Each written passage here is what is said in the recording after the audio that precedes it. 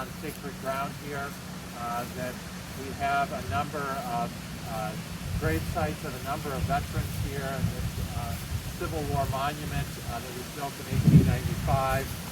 And in particular, thinking about the Civil War veterans who fought to keep our country together as one, and then fought to end slavery. It's an important part of our history, both in Owosso and in our country. And today, of course, we remember all of the veterans who are buried here, and all those who fought in the Civil War and who fought in wars after that. So we're not just singling out one veteran today, but we felt that it was an important story for our community and the larger community to know about Alexander Johnson. So he's one of many veterans, but an important story that, in talking with Denise, it's like, how do we get more stories told about the people of our community so that we can learn from that.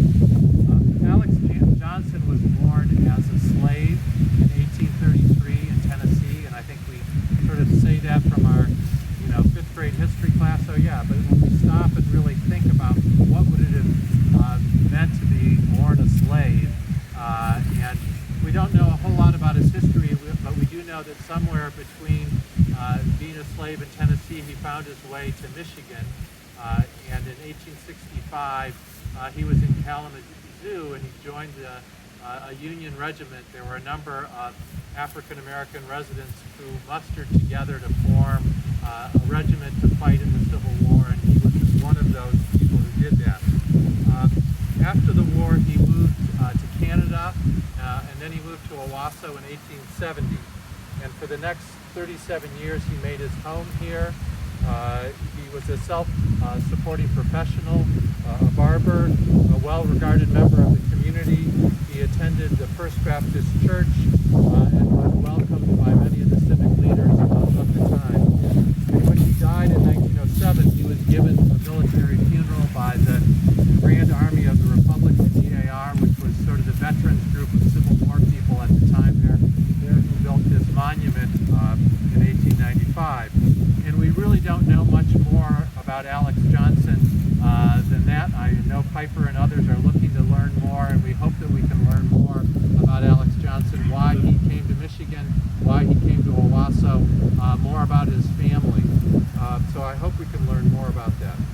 But we do know something about the times in which he lived. Right after the Civil War, Owosso was a growing community.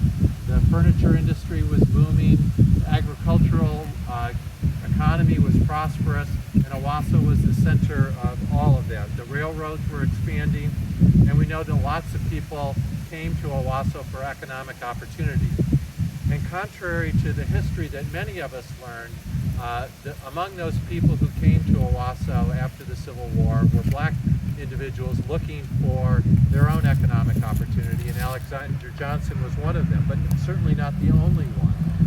And of all those many black residents that lived here after the Civil War, like everyone, gathered in social settings.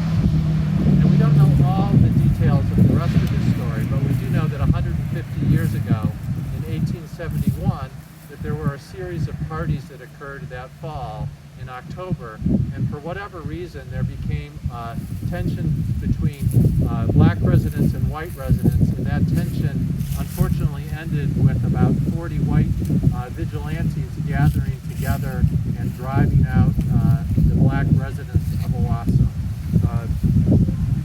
And there were just 3 residents, according to the Argus Press, that were not driven out. Alexander Johnson, Walter Toyer, and Billy Byerly.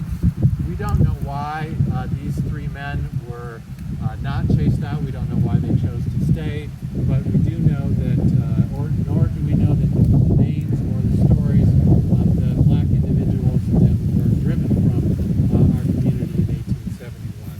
But we do know that Alexander Johnson stayed, that he was welcomed by the community, and that he led a prosperous life here.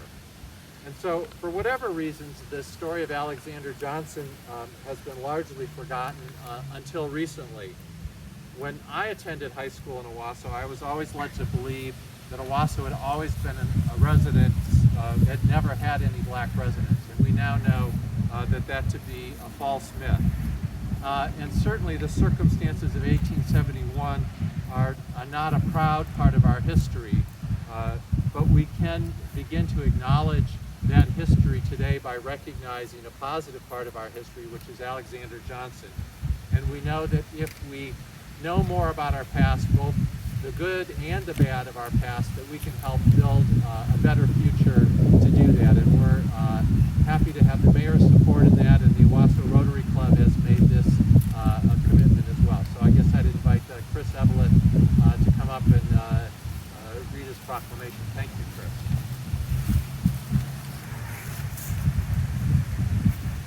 Thank you, Tom. A proclamation of the Mayor's Office of the City of Owosso, Michigan, commemorating the life and service of Alexander Johnson. Whereas Alexander Johnson was born into slavery in Tennessee in 1839, and whereas he served his country honorably in the Civil War, fighting on the Union side, enlisting in the Michigan Colored Troops, Company C, on February 15, 1865, being honorably discharged on September 30th of that year, and whereas, before his death in April 1907, Mr. Johnson owned and operated a successful, popular downtown business and was a well-respected member in the community, and whereas, after an unfortunate, regrettable, and tragic series of events led to Mr. Johnson being one of the only remaining residents of color in Owosso, his history and legacy has been largely forgotten in the community until fairly recently, and whereas it is fitting he be honored for his contributions to society, and it is the intent of this office that his life and legacy be recognized. Now therefore be it proclaimed that I, Christopher Eveleth, Mayor of the City of Owosso, on behalf of the citizens of Owosso, hereby recognize and honor the service of this one-time Owosso resident, businessman, Civil War veteran, and posthumously thank him for his service and contributions to the Owosso community, proclaimed this 11th day of November, 2021.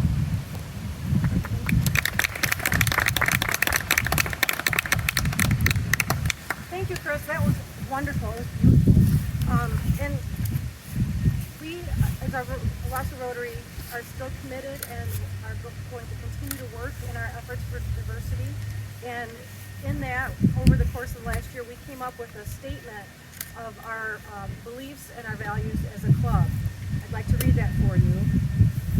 At the Owosso Rotary Club, we have no tolerance for racism, promoting respect, celebrating diversity, demanding ethical leadership, and working tirelessly to advance peace are central tenets of the work of Rotary International. And we are proud to do our part locally to make the world a better place. Owosso, like many places, has an unfortunate history of racism.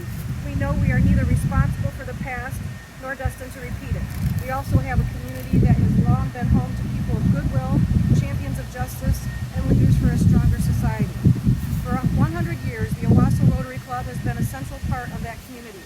We now have an opportunity and obligation to create a more just, open, and welcoming community for all people.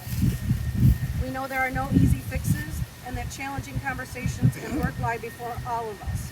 Rotary's strength has long been our ability and commitment to bringing people together. We will tap into that strength now as we stand with those who are working for peace and justice.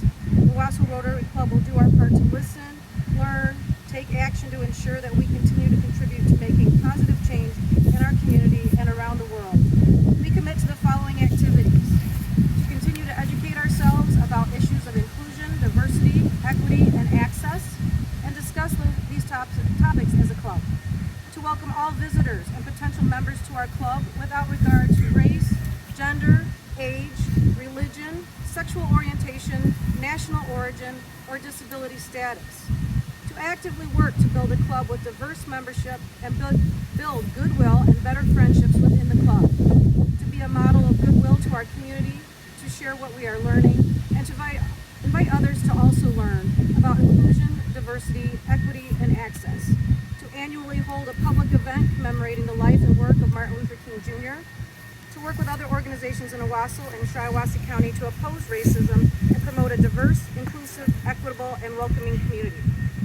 And to take action with other clubs and Rotary International to promote peace and justice in our region, country, and the world. Thank you everyone for coming. We appreciate it. Barbara,